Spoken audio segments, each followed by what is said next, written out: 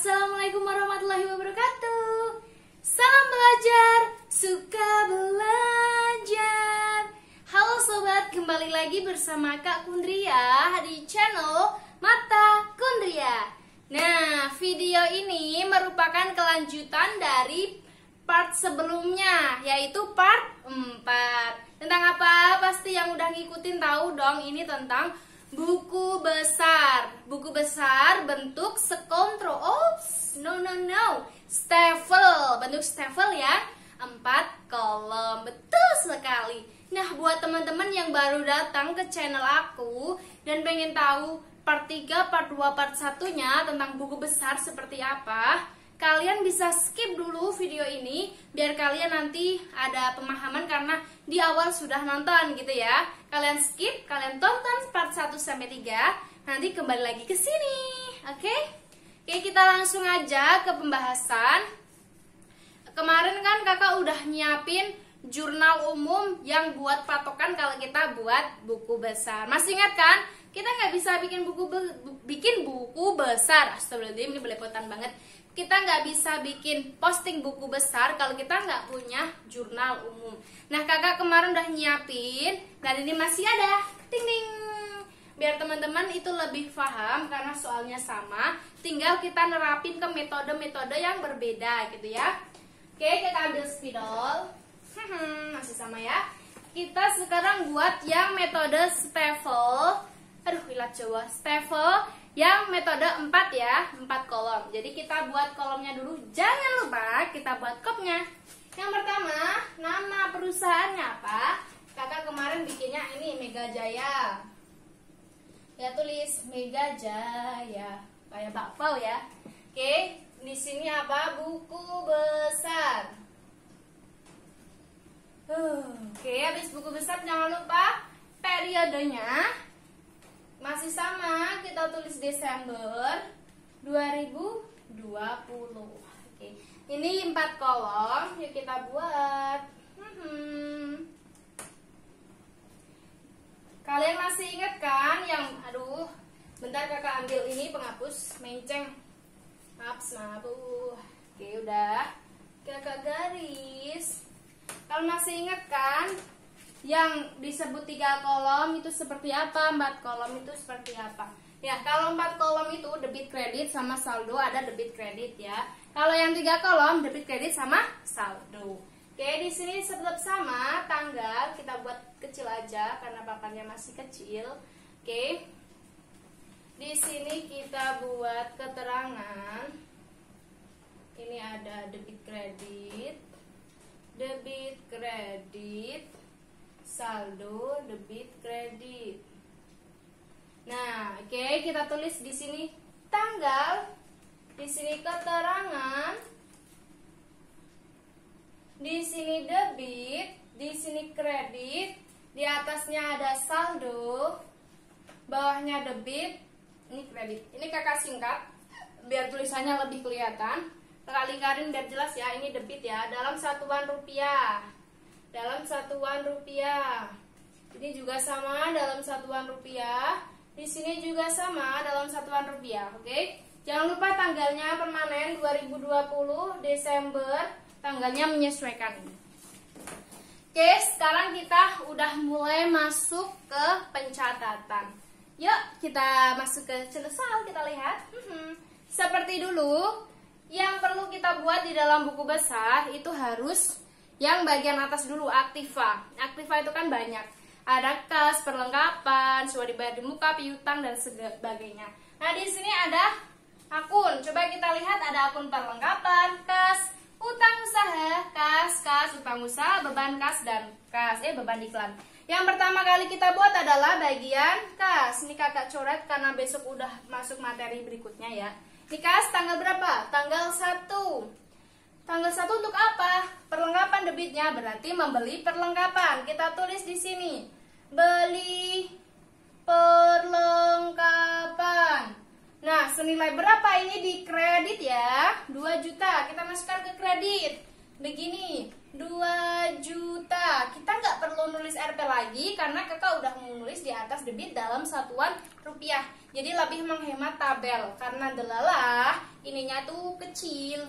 Nah terus ini udah masuk kredit, kita masuk pindah ke saldo. Saldo bagian apa? Bagian kredit 2 juta. Oke, kelihatan? Oke. Nah, terus sekarang ada lagi kas. Ini tanggal 2 sama. Untuk apa? Bayar utang. Kita tulis bayar utang. Bayar utang senilai berapa? 1 juta di kredit. Kita tulis 1 juta. Nah, berhubung ini seperti ini, kita tambahin ya. Dari 2 juta ada lagi 1 juta, berarti di kreditnya jadi 3 juta. Terus yang bagian kas ada lagi tanggal 3. Tanggal 3 apa? Dia utang orang ya, berarti dia utang usaha. Berapa? 3 juta di debit. Kita tulis di debit 3 juta. Nah, seperti ini. Dari 3 juta ketemu 3 juta. Ini posisinya apa? Oke, pakai bola merah. Ini posisi kredit, ini posisi debit. Berarti di sini harus dikurangkan ya. Jadinya berapa? 0. Oke, ada lagi kas. Tanggal 4 untuk bayar iklan ya. Bayar iklan. Posisi di bagian kredit 500.000. Oke, tulis 500.000 di kredit. Aduh, mencong. Maaf, bentar. Oke, 500. Nah, karena ini posisi kredit, tetap kredit. Intinya gini sobat, kalau misalnya kalian menemukan di sini ya, ini kok delalah transaksinya itu lebih kecondong ke kredit. Nah, nanti kalau misal ketemu begini ya, ini kan 2 juta misalnya ya, kalau ada bayar utang misalnya di sini ya, 1 juta ini dikurangin, ada lagi 1 juta, misalnya lebih di debit, kita pindah di debit. Jadi enaknya di Mega Jaya, jadi itu ya, malah jadi itu. Maaf. Intinya kalau keuntungan di sini itu lebih mudah karena nggak usah pakai kurung karena saldonya udah pakai 2 kolom, debit sama kredit. Kalau misal kredit sekarang dari kredit, kok kelebihan di debit kita tulis di debit. Enaknya begitu. Oke, di sini jangan lupa kita tulis ya, kas. Nah, bagian kas kan udah, masih ada akun yang tersisa. Berarti yang kita catat selanjutnya apa? Teman-teman masih ingat dari video sebelumnya? Ya, betul, perlengkapan. Oke, kita ganti di sini. Perlengkapan. Intinya, teman-teman kalau buat buku besar, nanti buat kolom baru ya. Ini kakak hapus karena yaitu papannya kecil. Ya seperti video kemarin, kakak udah nyampein kalau nanti ada kesempatan kakak beli papan besar dan nanti lebih mudah. Oke, yang sekarang kita masuk ke perlengkapan tanggal 1. Sama keterangannya, dia membeli perlengkapan. Beli perlengkapan. Berapa itu? 2 juta debit. 2 juta debit berarti masuk di saldonya berapa? 2 juta. Nah, udah. Terus ada lagi bagian utang sama beban. Kita masuk utang dulu. Kenapa utang?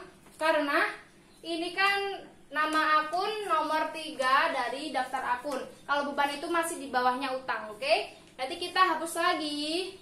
Berarti teman-teman di rumah bikin kolom lagi ya. Oke, kita hapus. Kita tulis di sini utang usaha. Ini ada di tanggal 2 sama tanggal 3.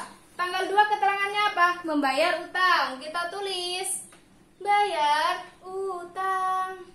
Berapa? 1 juta di debit.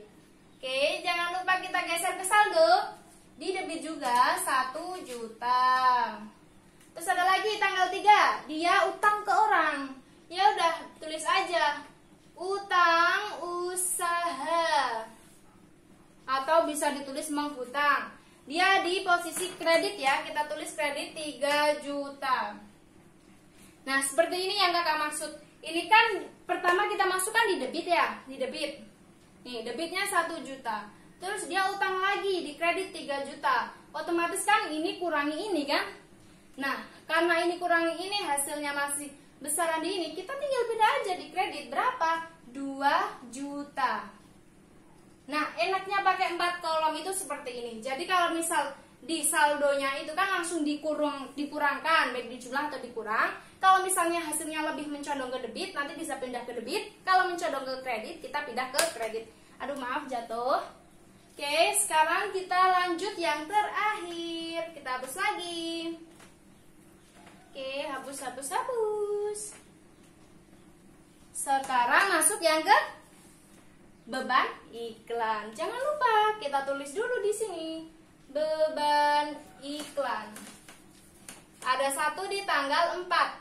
Dia bayar, ya udah kita tulis keterangannya. Bayar beban iklan. Di bagian apa? Debit. Berapa? 500.000. Kreditnya berapa? Kalau kredit pindah ke saldo jadinya 500 di bagian debit. Oke sobat, jadi seperti ini gambaran dari perbedaan 4 bentuk-bentuk buku besar. Ya seperti kesimpulan kakak sebelumnya, bahwasanya kalau buku besar itu sama, yang membedakan cuma keuntungan sama kelebihannya. Kalau kita pakai T itu lebih menghemat paper. Kalau kita pakai yang ini, ibaratnya ini yang 4 kolom, itu emang lebih terlihat rapi dan itu lebih memudahkan kita dalam membuat neraca. Nah, karena itu memudahkan, tapi kita harus butuh perjuangan gitu loh. Perjuangannya apa? Perjuangannya ya kita harus buat kolom-kolom lebih banyak. Karena ini 4 kolom, jadi tenaga kita harus dikeluarkan lebih banyak untuk menghasilkan hasil yang lebih mudah untuk kita capai di buatan neraca begitu. Oke, jadi part dari pembuatan buku besar udah cukup di sini. Kakak akhiri, semoga video dari kakak ini bermanfaat. Terima kasih, tetap semangat. Salam belajar, suka belajar.